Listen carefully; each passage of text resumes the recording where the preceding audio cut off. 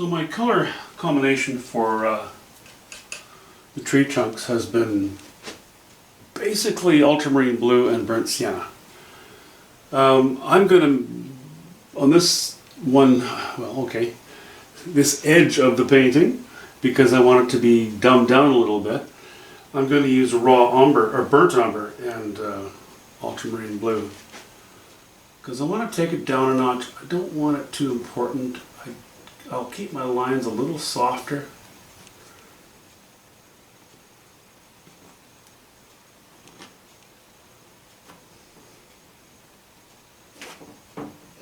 Using my finger knife.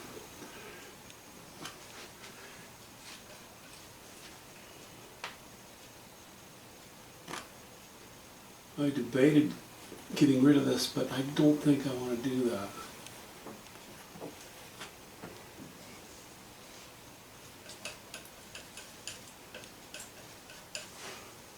Okay, a little darker under the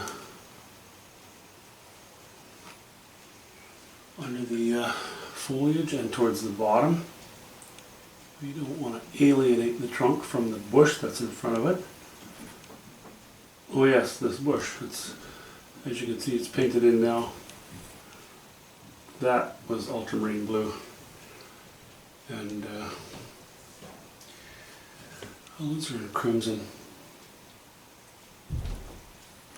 And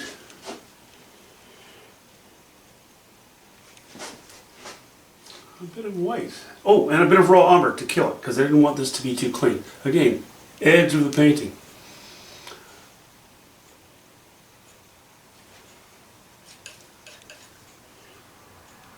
Okay, but true to form, we will bear in mind that the light is coming from the left, more or less.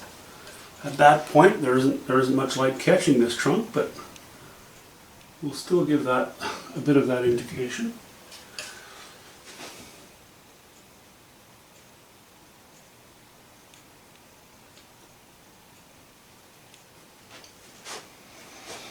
Oh, let's see.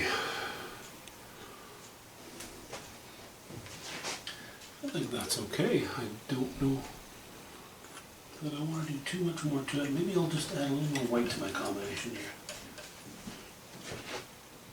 Put a slice of white under there.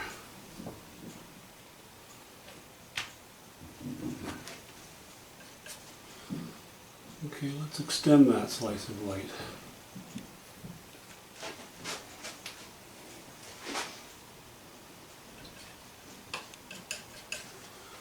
Not much. I know that we're so zoomed in right now you can't really see this trunk in relationship to the other ones, but we'll back off in a bit and then you'll see.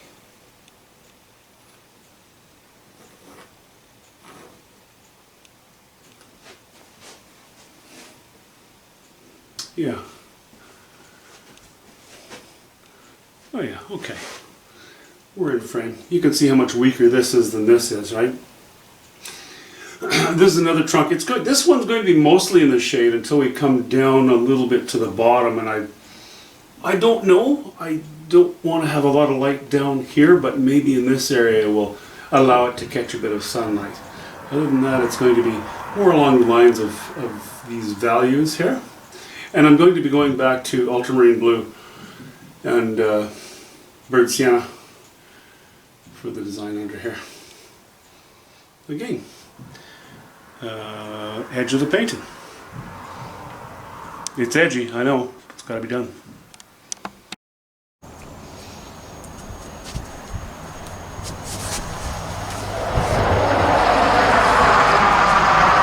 Well, it's a nice evening.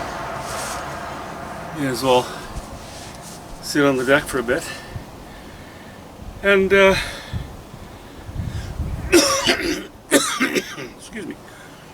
I'd like to, it's not answering a question really, it's more reacting to a comment from one of my subscribers. And it was a good comment. It's what was brought up was regarding the use of mirrors and to assess and revisit your composition by using a studio mirror, well, any kind of a mirror, to look at your painting. I think usually during the beginning stages of the composition, to aid in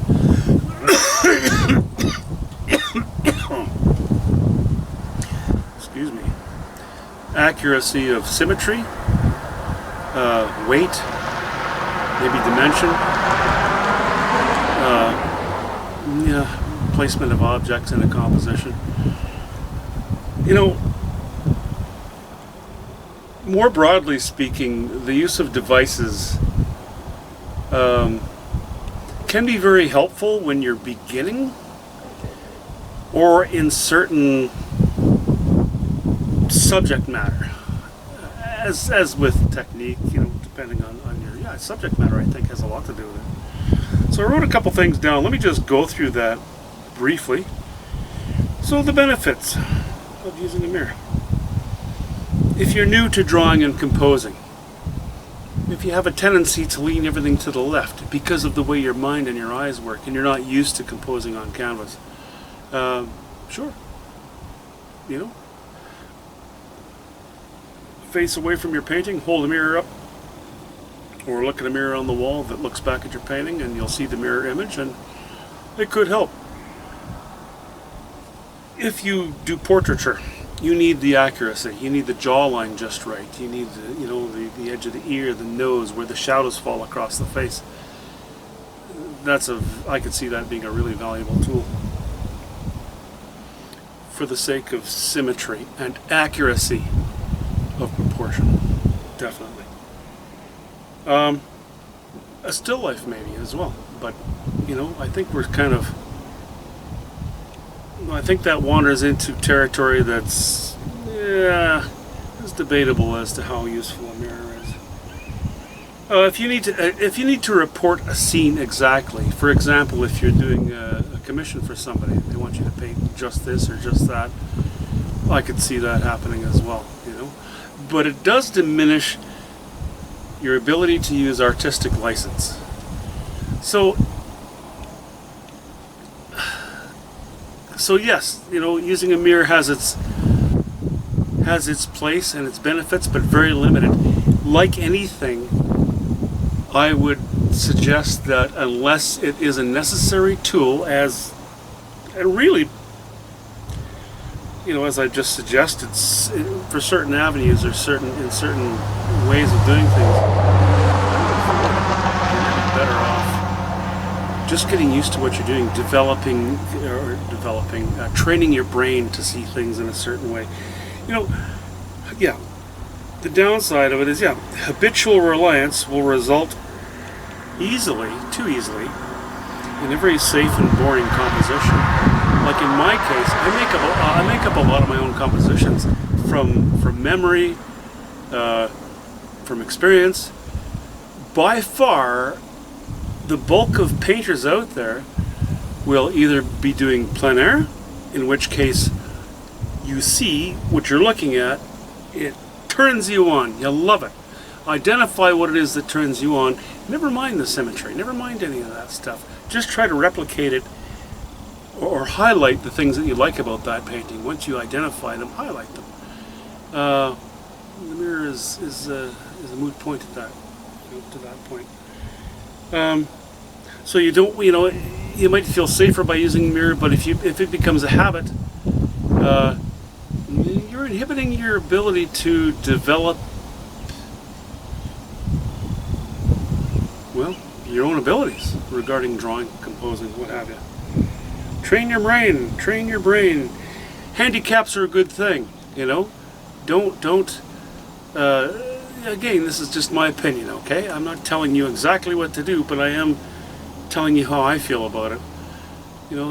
I've seen so many painters out there who, an example, a fan brush. How many times have you seen painters use a fan brush? It's shaped like a fan. Oh, isn't that a coincidence that it's also shaped like a pine bough? So you could mix up the colors that you're after dip your fan brush into that color, into those colors, and then tap it onto the painting using it like a stamp to make these pine boughs. You didn't paint any pine boughs, you used it as a stamp. You know, and you can see it pretty quickly. That's how it's been done. Now, I won't condemn anybody for doing that, but it will prevent you from learning how to paint pine boughs, from actually using, you know, a filbert or a round or a square brush to actually paint the bough. So, you know, I know that's all arguable because every brush has its own shape. But if you use the thing as a stencil or a stamp, well, you're not really painting the bough anymore. And that will keep you from, it'll prevent you from developing your abilities.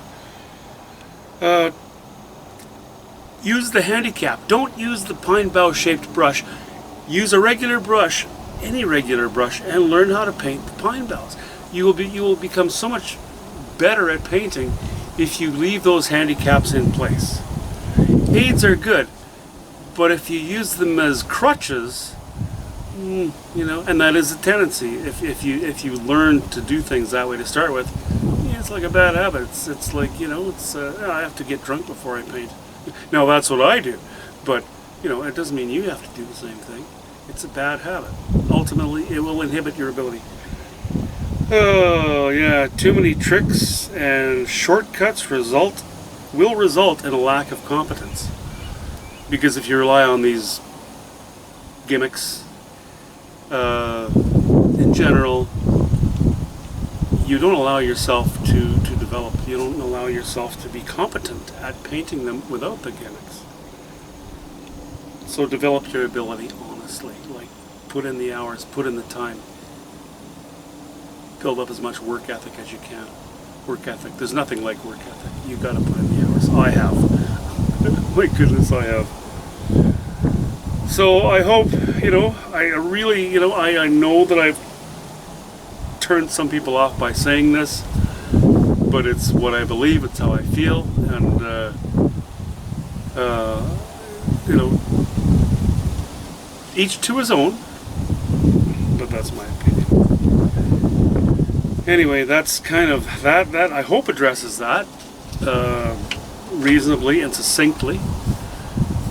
You know, I come from, my dad was an artist, he was a professional artist, it wasn't his sole living, he had a full-time job as well. He and my mum moved from Holland, in 1951, I think they already had 2 children at that point. But Holland was undergoing a bit of a famine after the Second World War. My dad learned from his dad, who was also an Impressionist painter.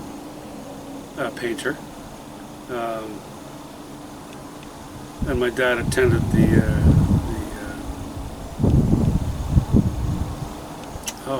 Academy of Arts and Related Sciences in The Hague in Holland. But the Second World War put an end to that. So after that was all said and done and they moved to Canada, my dad took up painting again, and that's helped to supplement his regular job. But then he had a family to support at that point, and he ended up with 6 children and a wife, and so he just couldn't do what he wanted to do. But he loved painting. He took me out the odd time painting. Really appreciated that. I was fortunate. I grew up in a family. My mom too. She loved the arts. She loved sculpture. She loved pottery. She ended up being a potter, actually, very successful. But regarding painting, I have a lot of fond memories of, you know, sort of once a week to once every 2 weeks, I would see a new painting appear on the wall. And there was a certain wall that new painting would appear on, and it was there above the dining room table. It was there to dry before it would be brought to a gallery. And I really enjoyed looking at the paintings. I was always fascinated, you know, by seeing these fresh paintings come upstairs. And I was also allowed to go down and visit Dad for short periods of time. He didn't like too much interruption while he was painting, so I learned a lot from him. He had a real fondness for the Group of Seven, well, in Canada, and I guess because of his love of their work, I too was most influenced, well, of course, first by my family, my dad primarily, but also by the Group of Seven. I fell in love with the raw colors, the boldness of their execution. Just, so much of the work that you see of the Group of Seven in photos and what have you, a lot of them are just studies. A lot of people don't realize that a lot of these little studies were plein air. They were never intended to go to a gallery. They were intended to be used as resource material to work up into larger canvases. But I was always really turned on by these little raw, rough, courageous studies. So that really got me quite intrigued. And so I sort of followed along my dad's line of thinking. Now, my dad's painting was much more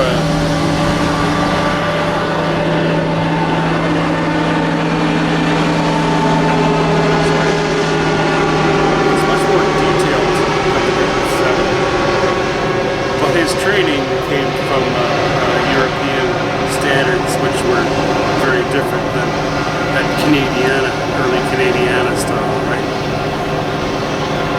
So when I started painting, my style was a lot like my dad's, and since then, I think what it comes down to is I simplify my objects more than he did.